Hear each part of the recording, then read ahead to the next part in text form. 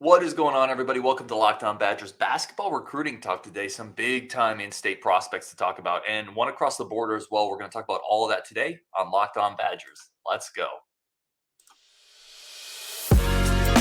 You are Locked On Badgers, your daily podcast on the Wisconsin Badgers. Part of the Locked On Podcast Network, your team every day. What is going on, everybody? Welcome to Locked On Badgers, your team every single day. I'm your host, Ryan Herrings. As always, really do appreciate everybody tuning into this show. Today's show is brought to you by FanDuel. FanDuel is the official sports book of Locked On. Make every moment more. Visit FanDuel.com/Locked On today to get started. And we got the man, Jason Jordan, jumping on the show. It's been a minute. Jason, thank you for jumping back on the show, man. Oh, man, anytime. Love being here. So Jason is the Sports Illustrated basketball recruiting guy, obviously the recruiting insider on the basketball side for the Locked On Network, and a bunch of things I want to talk to you today about, Jason. But I want to start with Kon Kneuppel, the blue chip 4-star in-state small forward. Where has his game grown for you the more you've watched him play, and where do you see him fitting in kind of the college level? Yeah, I would say as a playmaker and his ability to create his own shot has even gotten better over the last year for sure. Definitely last summer for sure. But I would say his ability to create and get downhill was always the next aspect for him, just to kind of keep the defense off balance and not be so they can't crowd him at the 3-point line, which is, everybody knows he's a marksman extraordinaire. So that's what he's obviously worked on. Just, quicker triggers, 2 dribble pull-ups, using head fakes more. So he's adept in that regard, and so he's certainly gotten better over the last year there. And then kind of looking at him as a college player, I know it's hard to always project exactly, but where is he stepping into immediately as a freshman? Is this a player that the term one and done gets thrown around a lot? Is he a guy that's going to step in and score at that clip right away, or does he need some more work on his game? Yeah, I mean, well, I always say the 3-point shot is the ultimate equalizer, right? So if you can knock it down the way he can knock it down, you're going to get on the court. So he's going to get on the court, and they're going to call on him to knock down shots. Like, as much as I say, the next level for him is to create his own shot, and get to the next level, he's going to stay on the court because he knocks down threes. That is a fact. So, I'm also a guy that's like, do what you do well. Like, don't go out there and try to be a point guard and be on the And1 mixtape tour part 2. Go out there and knock down shots and come off screens. And I think that's where he's going to earn his playing time. One and done, I don't see that because, he would need that next layer of being able to, get by his man consistently and get to the rim and finish and stuff like that. And that's just not something I see consistently. He tends to rely on his jump shooting ability, which is pretty good. That I would do the same thing. So yeah, but I definitely think he's a guy who's going to make an impact in year one. Well, and definitely you mentioned the shooting. It's also the shooting at the size, right? I mean, he's a bigger, wide body. He creates space well, uses his feet really well. Maybe talk about that element of his game, because I think it's kind of unique. He's almost got a little bit different players, different positions, but he's kind of got a little of that Gus Yalden spatial awareness to him, where he can really use his body well, create space, and find angles to the rim. Yeah, he's a high IQ guy. Definitely a guy who moves well without the ball, and that's a huge aspect for a guy with his skill set. I mean, you have to move well without the ball.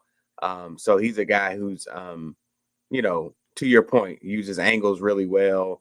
Guy who's great on pin downs. So man, he's a guy who doesn't have to have his body all the way turned. With a shooter, a lot of times they like to square up and have their body out. He can do it. He's good enough, a little bit off balance. Like, it doesn't have to be square with the rim. So that is something I definitely noticed about him, and there's something that just makes him, even more dangerous on the offensive end. And then what about the fit potentially? Obviously, we don't know exactly where he's headed. But what about the fit into Wisconsin if that ends up being the place? Greg Gard system. How do you see that working? Yeah, he's a system guy. So it's a match made in heaven. Just because he is going to be able to come down, pin down screens, and it won't be a situation where they'll be able to eye him and spy him on everything, because you guys will have a lot of different weapons. I mean, and then if he were to play with a guy like Gus the Bus, we got his name. We got to always say Gus the Bus in every show. because we got to pay homage. Yep, love it.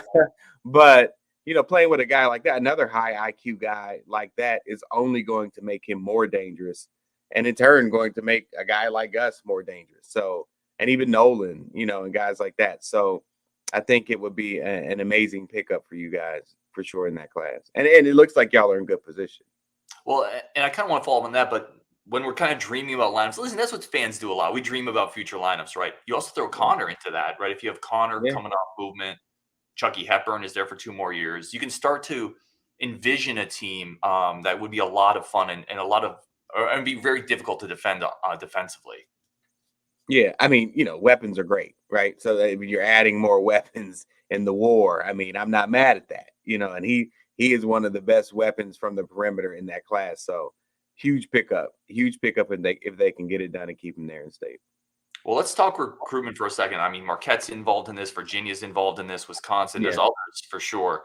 Do you have kind of a timeline here, or where do you think maybe the schools that look best positioned for Kon in this recruitment? Yeah, I mean, you guys are y'all are in good position from what I'm hearing. I don't think it's something that's going to be over before his high school season's done. That I've been told that wasn't going to be the case. Now, I always leave a little room for kids to wake up one day and say, you know what, I don't like getting all these text messages. I'm going to commit right now. That actually happened last couple weeks ago. So there's that. But yeah, like you said, I mean, I think his most recent offer is from Louisville. And I don't know. I guess the next step would be cutting down the list. Do I think that you guys will make the cut? Absolutely. So I think, not speaking for him, but back channel conversations, what I've heard about him, certainly within the last month, is that Wisconsin's in a really good position there for sure. Certainly going to make people in Madison feel excited about it. Yeah. Is there anything when you watch him in film or when you've seen him in person that I don't want to say gives pause, but where you say, that's a spot that D1 level, he might have some issues translating or adjusting right away? Yeah, ball handling. I mean, like, at his size and, because he's 6'5", like you said, he's kind of wide and just, I say quickness, but the way he gets his shot off, I mean, the quickness in regard to getting by your man consistently, that's something that he's going to have to definitely grow in that area. But, in ball handling, but, just because it's going to be tougher because they're always going to put a 6'6" athletic, 6'4" to 6'6" athletic wing on him and say, stay with him. Don't let him get any open looks. So, I mean, nothing he's not used to, but at the collegiate level, it's going to be a little bit different. So, those are things that he would probably need to work on coming into the next level. That's really well said. All right, coming up with Jason Jordan, we are going to talk about another really intriguing prospect, size, versatility, shooting as well. That's coming up with Jason on Locked On Badgers. But first, today's show is brought to you by our good new friends over at FanDuel. FanDuel is the number one sportsbook in America. It's our newest partner, and Super Bowl time, that's the only app you need to get your party started.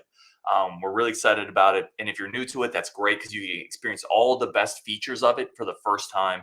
And now if you download FanDuel for Super Bowl 57, you get a no sweat first bet. You get up to $3,000 back in bonus bets. If your first bet doesn't win, guaranteed win or lose, up to $3,000 back. It's incredible. It's a great offer. FanDuel lets you bet on everything from the money line to point spreads to who will score a touchdown.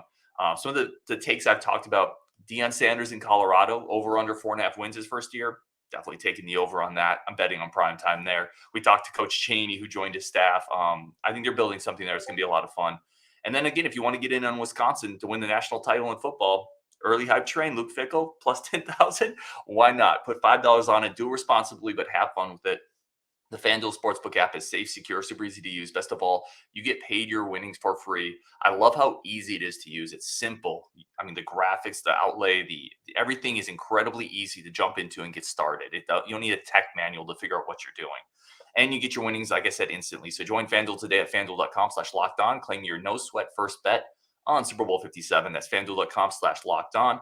Make every moment more with FanDuel, the official sportsbook partner of the NFL. Also want to thank you for tuning in. When you're done here, go check out Locked On Draft. They're at the Super Bowl. Get the inside knowledge on all the draft picks that are rising up boards, where the teams might take them. Subscribe to Locked On NFL Draft for nightly live shows from the Senior Bowl Thursday, Wednesday, and Tuesday at 9 p.m. Eastern. All right, we're going to bring Jason back on the show and just continue really talking about some basketball recruiting news that is pretty exciting. Jason, first of all, where can people find your work? It's super insightful, and people get smarter with it. So where can people follow you? Right now, definitely the easiest way is Twitter. Jason NC Jordan on Twitter and Jason C Jordan on Instagram, posting stuff all the time. So I'll be at a lot of different events coming up, specifically the NIBC because it's the best basketball conference in the world at that level.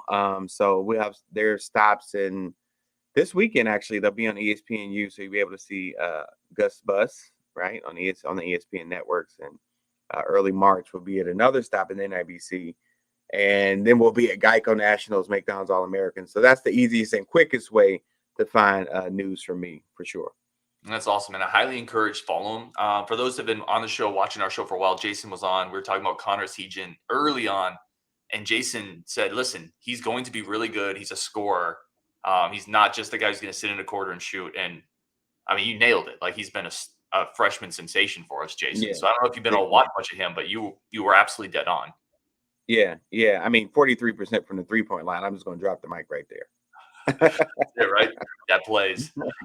I want to talk to you about Jackson McAndrew a little bit. So going over the border, going to Minnesota, a kid in the 24 class the Badgers have offered. He's visited campus. There's interest there, 6'8", about 190, 200, somewhere in that range. Yeah. What are your thoughts on having seen him play, his film, his game? Yeah. Where are you at on Jackson? I like him, stretch four extraordinaire. Now, again, like we talked about with Kon, he's going to – Jackson's going to stay on the court with his ability to stretch the defense too, because that's the best part of his game offensively. I mean, he does a lot of different things. He's 6'8", 6'9", and he's stretching it from 6'8", 6'9". But offensively, that is absolutely his greatest skill set, and he does it really well. But, he can get down there in the paint, and he's a high IQ guy, so he knows how to find the open man, passes well out of the double team, but he's a guy who's definitely going to float on the perimeter and, take bigger, slower guys out there where they're in no man's land and knock down shots, as they rotate the ball around the perimeter. But definitely a stretch four, and one of the best at knocking down shots at his size and his position. I heard someone kind of describe Jackson's, he looks like a Badger big, right? In what ways does he maybe fit that prototype, right? That kind of, like you said, stretch four, high IQ guy. And is there a way maybe he doesn't really fit into that prototype? I would say so. I mean, he's tough. He's tough, and he's a hard worker. Tough, hard worker, but also skilled. And he's a guy who's a system guy. He's a guy who's going to thrive in a system. So I understand why people would say that. And he's a guy who's going to make the extra pass. Like, it doesn't have to be all about him. He's a winner. He's a guy who wants to win. And he's definitely going to do it. But what he does to help you win, and he does, I can't stress this enough, he is an absolutely lights out shooter. And that's where he's going to earn his playing time, stretching the defense. He's also a really good rebounder, definitely in his area. So just his awareness, I would say, on the defensive end and his ability to get down there and mix it up. Tough, hard-nosed guy, lunch pail guy. But definitely his ability to stretch the defense from the perimeter, that's going to keep him on the court. So you talk about shooting. I want to kind of talk about this connective tissue with all the recent Badger commits, right? Last year's class, you have Yalden, Winter, Blackwell, Robeson in 24, we've talked about previously. Now you got Kon Kneuppel's a target, McAndrew's a target. Out of that group, as high school, let's just say in the high school area, what is Jackson the best stretch shooter of that group? Of that group, yeah, I would say so. Yeah. Now he's really good. Like, he's a sniper.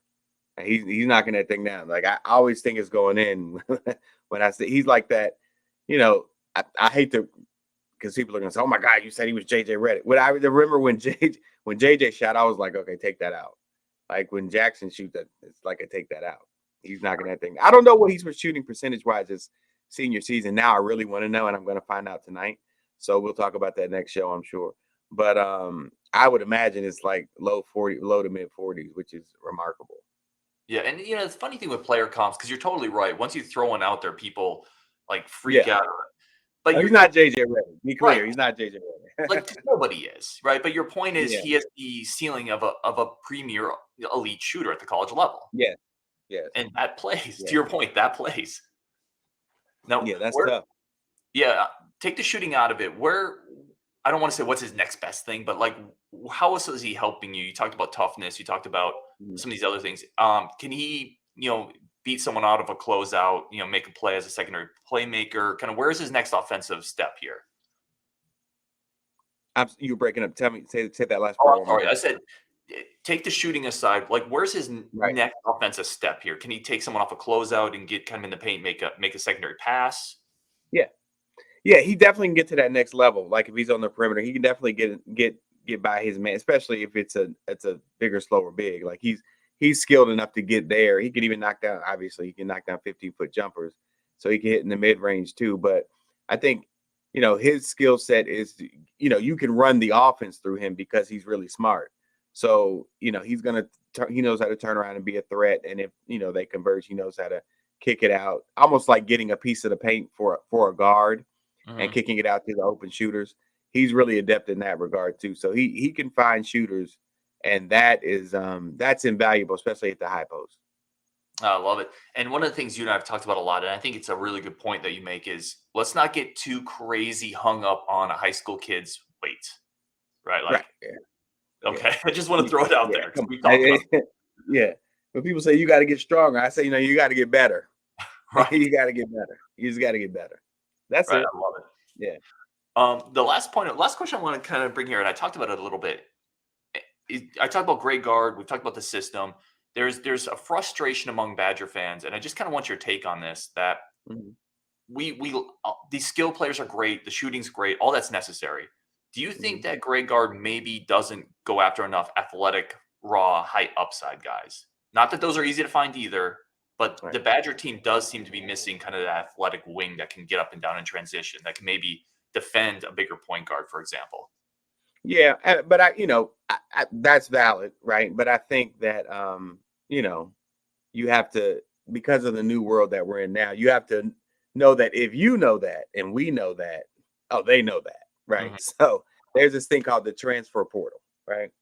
And so apparently guys can come and play right away, right? So trust me. Yeah, we've heard of it before. So it's a valid concern. It's a valid thing. But I think that put it like this. I know that there will be some interesting people in the transfer portal. I can confirm that now. So that and you guys, like I've said this to other Power 5 schools. I mean, you have your pick of the litter in the transfer portal, going forward in the foreseeable future, because the transfer portal is the new grassroots, and so it's all new to us. And, I think they'll like people. The good thing about it is, it'll really pop in April. I mean, I guess the day after Selection Sunday is when people can actually get in there, but it'll really start to pop the end of March and April. And so, there will not be slim pickings in the transfer portal this year. I can tell you that. And certainly not asking for names, but you already know, right, that you already know some players that are going to be going in there. Oh, absolutely. That's a fact. Yeah, absolutely. Love it. All right, coming up, this is awesome. We got Jason Jordan for one more segment. We're going to talk about a big-time in-state 2025 prospect that I'm really interested to get Jason's take on. That's coming up next on Locked On Badgers. But first, a very quick word from our friends of the show. I want to thank everybody for tuning in to Locked On Badgers, your team every single day. Let's bring Jason back on the show here. Jason, this is a prospect that is a little ways out. It's a 2025 kid. I talked about it. Kai Rogers, a big center, more of a prototypical. We see a lot of Badgers front court players are a little slimmer, a little more of the stretch. Kai 6'10", 240. Yeah. You've seen him in person. What was your impression watching Kai? Definitely a Wisconsin target. Yeah, big fella. I what I like about him the most is what you said. It's like he doesn't have an identity crisis. Like he's not out there like, yeah, I'm 6'10", which means I gotta run the point. It's like, no, wait.